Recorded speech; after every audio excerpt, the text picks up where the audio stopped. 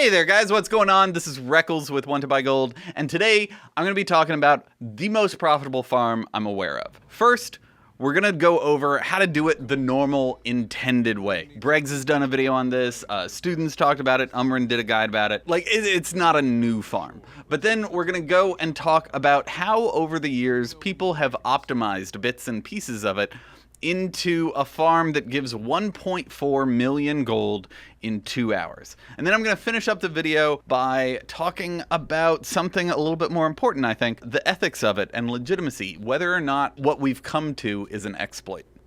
And you know what, finally, a big shout out to the original Captain Trips for doing the first video on this optimized farming method, and a big thank you to Flame1153 for filling in some of the gaps of the things that I didn't know, sharing his results so I can share those with y'all. But let's get going. Okay, so what's the normal gold making method with Darkmoon Faire? Every month you turn in 9 artifacts to different NPCs around the fair. These artifacts you get from dungeons and raids and PvP whenever you have the Darkmoon Adventures journal in your bags. This is a nice boost to old content farm, so just always have it with you. When you turn these in, you'll get 80 Darkmoon Faire tickets. Step 2, once per character, you can turn in 100 Darkmoon Daggermaw, the Darkmoon Faire fish, for a faded treasure map. And this just sends you out on a cute little treasure hunt around the island. It's a lot of fun, and at the end, you'll get a chest that contains another 100 tickets. So 180 total. You do 1 round of dailies, and you've got your goal of 185 tickets. Now,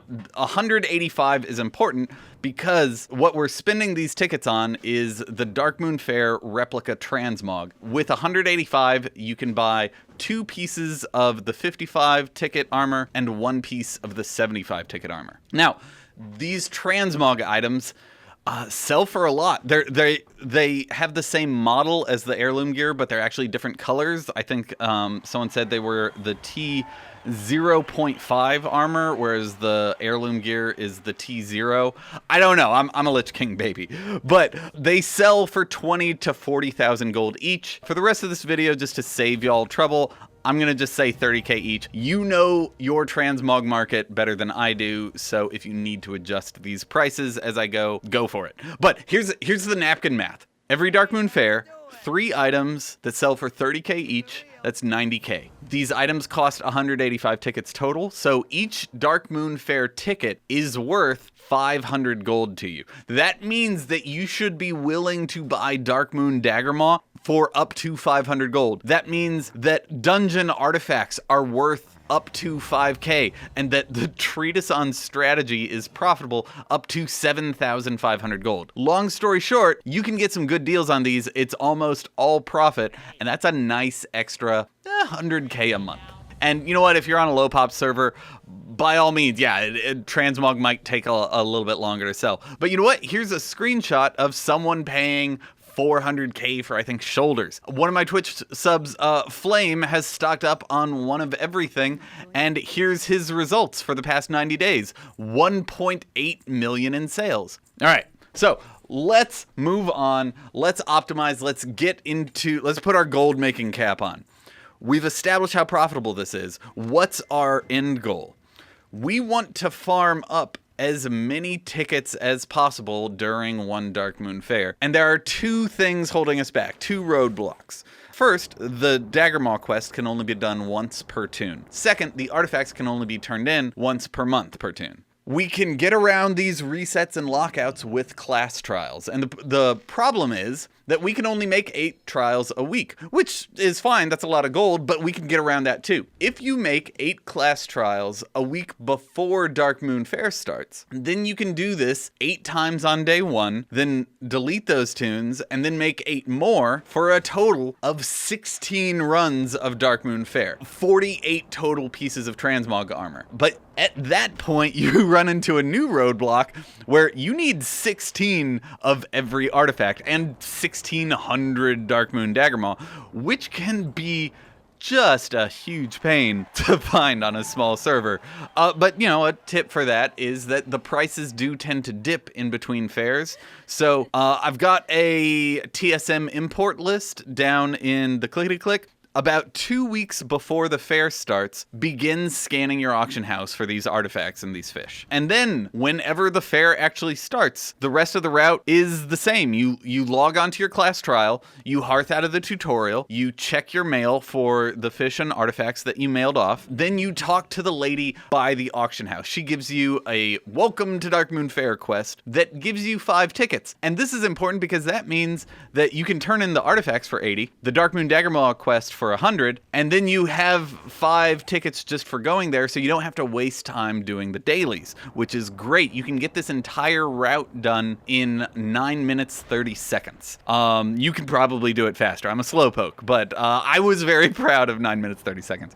But final tip for this is that there are 144 transmog items available. Because there are so many different items, it can get really confusing just keeping track of which ones you've purchased and which ones you haven't, even if you have add-ons that track that stuff. So, maybe use a spreadsheet, or you can make the class trials different classes, so you only buy armor appropriate for that toon's armor type.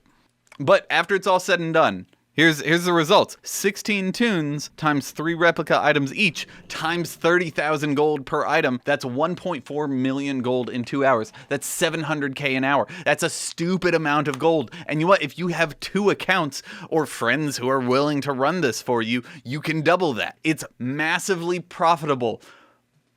But when I was running, I ran this method for the first time last month, and about halfway through, I got that little tickle in the back of my head saying like, it doesn't feel quite right.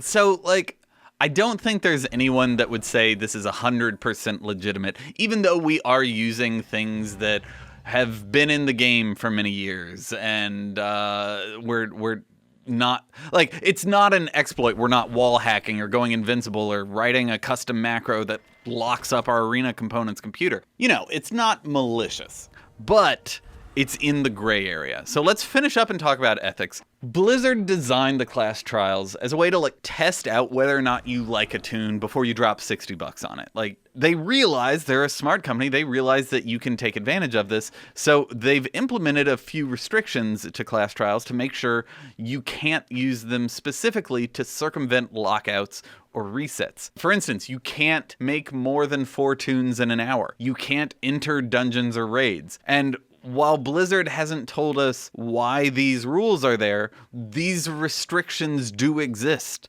And what we're trying to do is specifically to avoid these restrictions.